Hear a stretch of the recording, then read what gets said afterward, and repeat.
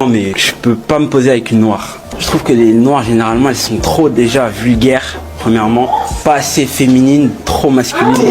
Salut les gars, c'est votre gars Mobembo et aujourd'hui on se retrouve pour une nouvelle vidéo qui va parler des noirs-arabes. Juste avant, jingle.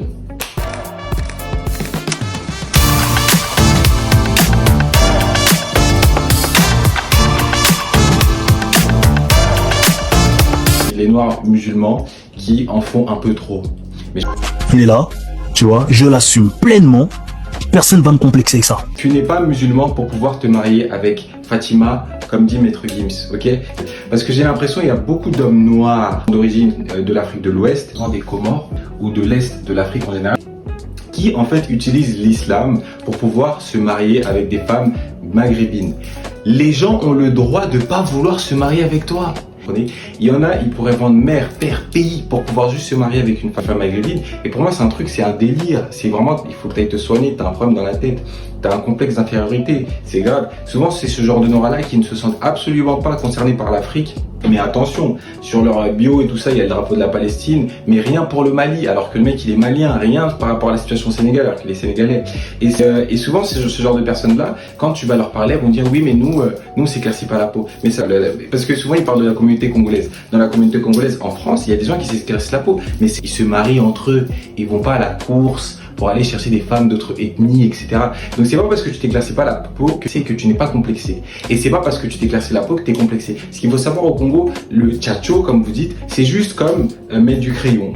Voilà, ça ne va pas plus loin. Mais par contre, tu as d'autres qui vont pas s'éclaircir la peau, mais c'est les plus grands complexés. Prenons les exemples des footballeurs Westaf. Aucun, je crois, en Occident est marié avec une femme Westaf. Il y en a quelques-uns, mais ces hommes noirs qui viennent sur Internet pour parler mal de la femme noire, je dirais qu'à 60%, c'est souvent des hommes des Comores ou de l'Est de l'Afrique en général ou de la communauté Westaf.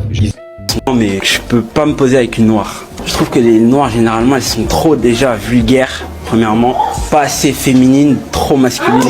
Ils arrivent complexés comme ils sont, ils disent n'importe quoi et ils essaient de cacher leur complexe. Mec, tu t'aimes pas. Tu veux des enfants métis parce que tu t'aimes pas. Et aussi, j'allais dire, oui, pour ces mêmes hommes-là qui sont là, bah oui, moi, je les Fatou, c'est mort. Mon frère, ta mère, elle s'appelle comment? Elle s'appelle pas Fatou ou Fatoumata? Ou une dérivation. Fatoumata, Fatimata.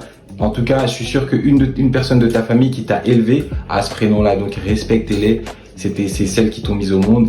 Et que ton parent puisse être moche, beau, grand, c'est le tien, il faut que t'en sois fier. Ils ont islamisé et donc il y a une certaine folie et une maladie mentale chez certains noirs de l'Est de l'Afrique, dont des Comores ou de la communauté Westaf. Je connais très bien parce que je suis congolais mais issu de l'Est du Congo et donc il y a une partie qui est musulmane et en fait ils sont assez matrixés par l'islam et donc ils pensent qu'ils sont arabes. J'avais un ami qui était comorien qui m'avait dit qu'il était arabe alors qu'on avait la même tête. Donc je l'ai fait asseoir, je l'ai fait comprendre les choses et puis il a très vite oublié ce genre de choses. Et en fait avec le cas des Comoriens c'est très paradoxal parce que il y a un conflit entre les Comores et Mayotte. Ce qui est Comores ou Mayotte, c'est des Comoriens, ok? Sauf que Mayotte a demandé à devenir français. Quand les Comoriens vont là-bas, ils rejettent les Comoriens parce qu'ils disent que non, on n'est pas pareil, etc. C'est un peu le serpent qui se mord la queue. Parce que d'un côté, on a les Comoriens qui, même Mayotte, avant se disaient arabes, pas du tout noirs, ils ne sont plus africains. Vous n'êtes pas africain? Ben non, non. Ensuite, Mayotte est passée française, elle se dit maintenant française. Et qu'est-ce que ça va donner dans 10 ans? Quand tu vas passer italien, tu vas te dire italien. Donc c'est pour ça que c'est très important de s'aimer. En fait, tu vas être en trouble identitaire, tu vas toujours être là en mode je suis ceci, je suis cela. Chez nous, chez les Comoriens, tu peux retrouver des familles qui sont d'origine du Yémen, du Oman. Moi, j'ai un arrière-grand-père qui est du Oman. D'accord? Parce qu'il y a plein de Comoriens qui se revendiquent du coup arabes, mais qui vont se plaindre du racisme s'ils vont subir à Mayotte. Bah dans ce cas-là, il faut pas se plaindre.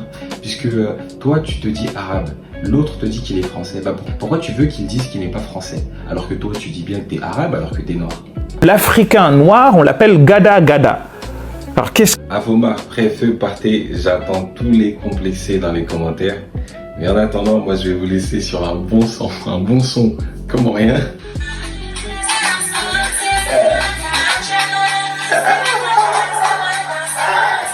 Aïe.